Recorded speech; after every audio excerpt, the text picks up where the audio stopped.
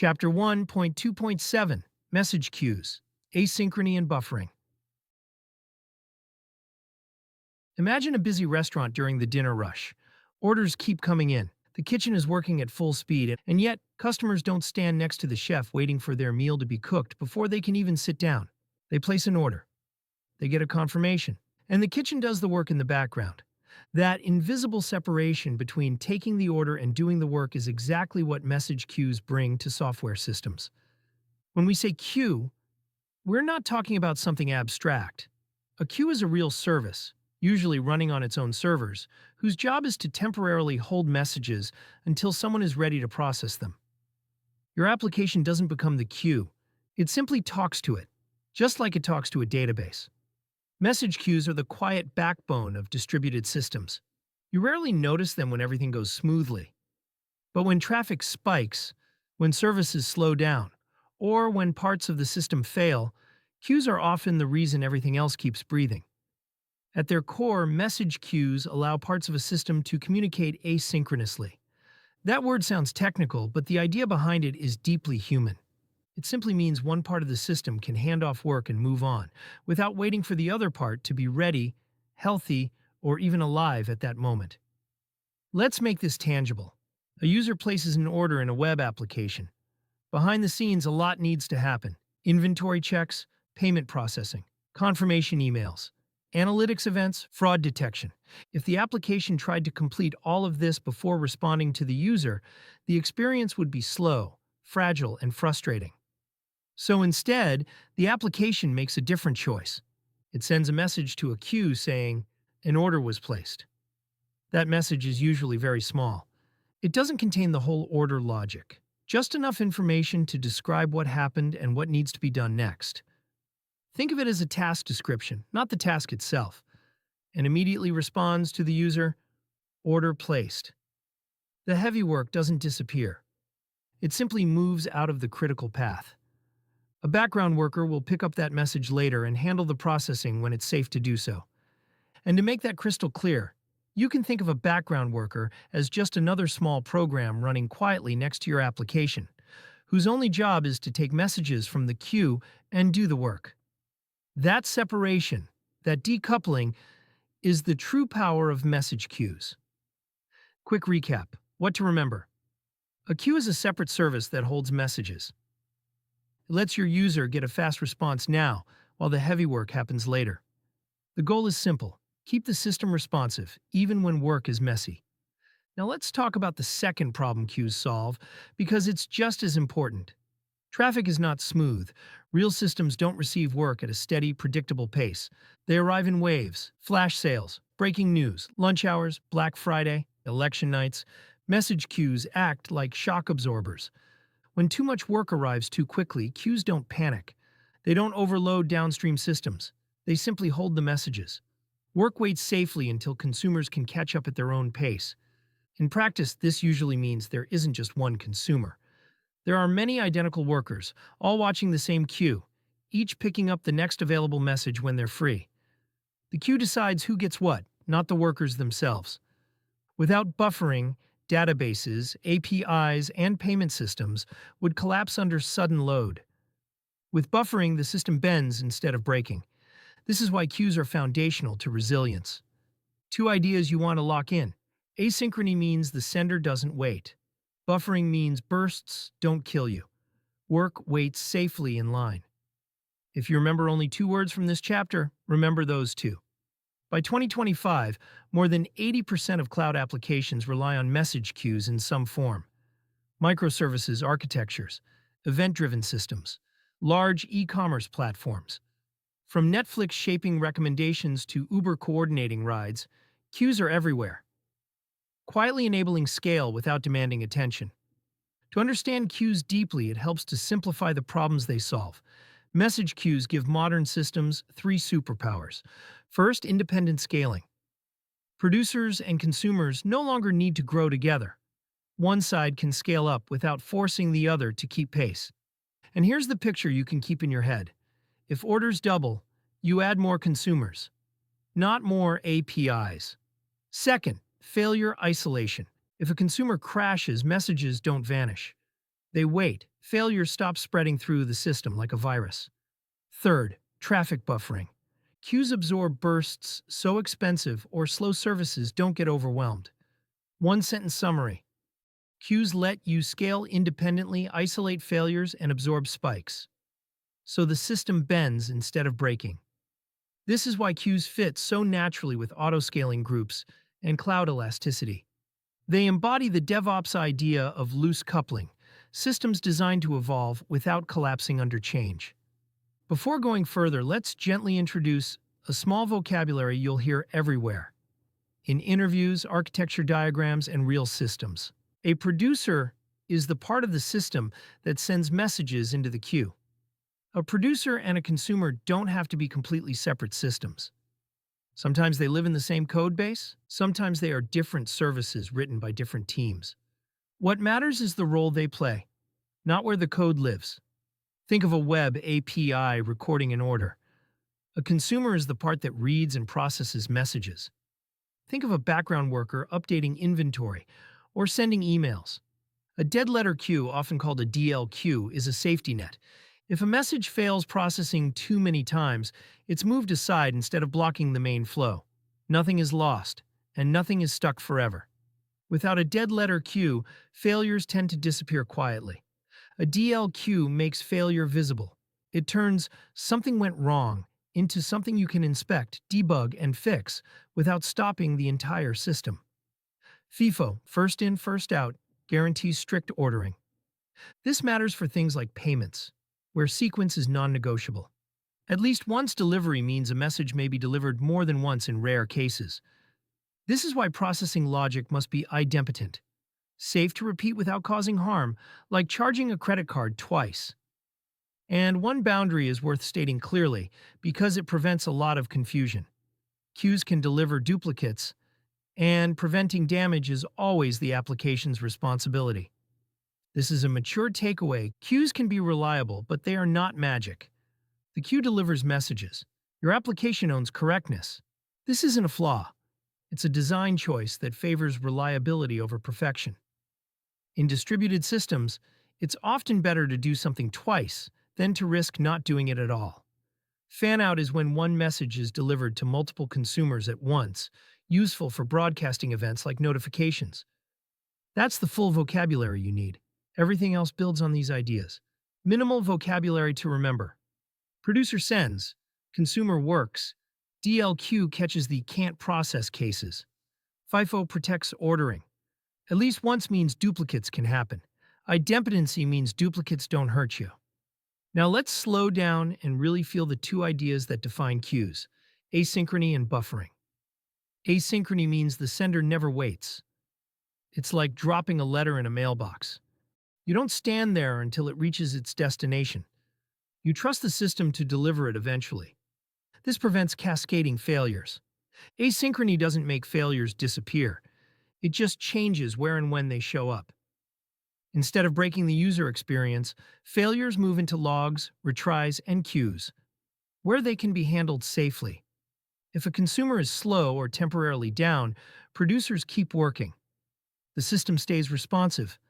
Buffering, on the other hand, is about time.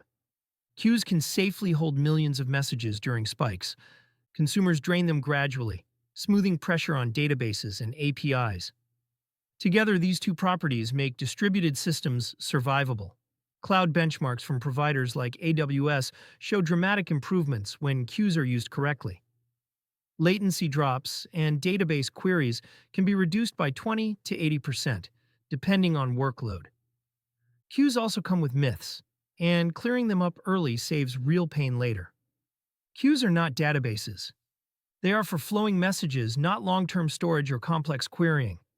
Queues do not magically guarantee exactly once delivery. Most systems, including standard SQS, provide at least once delivery by default. Asynchrony is not the same as parallelism. Queues decouple timing. Parallelism comes from running multiple consumers.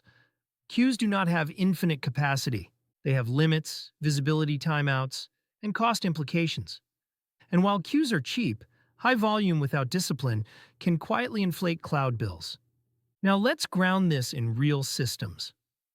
The simplest and most widely used managed queue is Amazon SQS, Simple Queue Service. SQS follows a straightforward model. In SQS, consumers actively ask the queue for work. They pull messages when they're ready. This gives each worker control over how much it can handle, which makes the system easier to protect under load.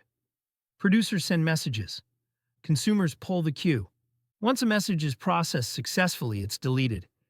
If a consumer crashes midway, a visibility timeout temporarily hides the message, typically between 30 seconds and 12 hours, allowing safe retries without duplication storms. And here's the simple reason that timeout exists. It prevents two workers from doing the same work at the same time. SQS comes in two flavors. Standard queues prioritize throughput and scale. Ordering is best effort, and delivery is at least once. FIFO queues prioritize strict ordering and exactly once processing, ideal for financial transactions. SQS is fully managed and serverless, no servers to provision. AWS handles scaling, replication, and durability across availability zones. There are limits and costs to understand. Standard SQS supports up to 120,000 in-flight messages per queue. Messages can be batched, up to 10 per request, to reduce cost. Pricing is roughly 40 cents per million requests, making it accessible even for startups. This simplicity makes SQS perfect for background jobs, serverless workflows, and bursty workloads like file uploads or notifications. Now contrast that with Apache Kafka. Kafka is not just a queue, it's an event streaming platform. Messages are written to an append-only log. They don't disappear when consumed. They can be replayed. Replay means the system remembers what happened, not just what is happening now. It allows you to rebuild state, fix past bugs, or add new consumers that learn from old events. Without touching production traffic, this single property changes everything. Kafka allows systems to reprocess history, rebuild state, and power real-time analytics pipelines. Messages live in topics. Topics are divided into partitions. Partitions enable massive parallel processing. Consumers track progress using offsets, which allows recovery and replay from any point in time. Kafka shines in data-intensive systems. Ride tracking, recommendation engines, analytics streams. It supports replication across brokers for durability, and managed offerings like Confluent Cloud and AWS MSK reduce operational burden. By 2025, Kafka platforms support tiered storage, lowering retention costs, and AI-driven connectors for event filtering and ML pipelines. Costs are broker-based, often between 0.01 and 0.10 per hour per broker. But self-management requires expertise to avoid over-provisioning. Choosing between SQS and Kafka becomes intuitive once the mental model clicks. If you need, do this task eventually reliably with minimal setup. SQS. If you need, stream events, analyze them in real time, and replay them later. Kafka. Quick choice rule. If you want tasks done later with minimal ops, SQS. If you want events as a replayable history, Kafka. And remember, SQS gives safety by default. Kafka gives power and responsibility. And one caution that saves beginners from an expensive mistake. Kafka gives power, but also responsibility. SQS gives safety by default. Most mature systems use both. SQS for background tasks. Kafka for streams and analytics. This hybrid design is now the norm, not the exception. Picture a real architecture. A user submits a form. The API publishes a message to SQS. The user gets instant feedback. A worker processes the task later. Failures go to a DL queue. At the same time, the same event is published to Kafka. Analytics pipelines consume it. Dashboards update. Models learn. Nothing blocks. Nothing collapses.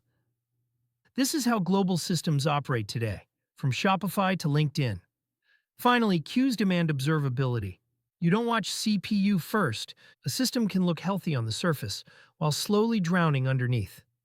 Queues expose that hidden pressure early, long before users start complaining. You watch backlog length, message age, drain rate, and dead letter volume. And here's a mental picture that makes those metrics stick. A growing backlog is like water rising behind a dam. If it keeps rising, it doesn't matter how fast the river used to flow. Overflow is coming, unless you open more spillways or reduce inflow. Tools like AWS, CloudWatch, Grafana, and Prometheus visualize these trends. If you monitor only 4 things, monitor these. Is the backlog growing? Are messages getting older? Are consumers draining fast enough? Are failures piling up in the DLQ? Here's what those 4 signals are really telling you. Is the backlog growing? This asks a simple question. Is work arriving faster than it's being finished? A growing backlog means tasks are piling up. If it keeps growing, something downstream is falling behind. Are messages getting older? This tells you how long work waits before being processed. Rising message age means users may have already moved on, while the system is still catching up. Are consumers draining fast enough? This is about capacity. It asks whether your workers are keeping pace with incoming work, or whether you need more of them. Are failures piling up in the DLQ? This is your early warning system. A growing dead letter queue means something isn't just slow, it's broken, misunderstood, or misconfigured. Together, these 4 signals tell you whether your system is calmly breathing or quietly drowning. A growing backlog is an early warning. Slow drain suggests scaling consumers. In 2025, AI-assisted monitoring even predicts surges before users feel them. Best practices include batching, compression, jittered retries to avoid thundering herds, and infrastructure as code, using tools like Terraform. Queue flows should be tested in CI/CD pipelines, including failure scenarios, not just happy paths. Queues reward maturity. Used well, they make systems calm. Used poorly, they hide problems until they explode. If you're asked in an interview why queues matter, the answer is simple. They let systems stay responsive while work happens later. They absorb spikes instead of collapsing. They prevent failures from spreading. And the most common mistake? Treating queues like databases. They are not. They are moving rivers, not storage lakes. Final memory hook: queues let you say, yes, the order is placed, even when the real work is still on the way. That's the whole point. Responsiveness now, reliability later. With queues, we've completed another critical layer. Compute, storage, networking, load balancing, databases, caching, queues. The next question is no longer speed or scale. It's control. Who is allowed to do what, and how we enforce it safely. That's the role of identity and access management. And that's where the story goes next. End of section 1.2.7.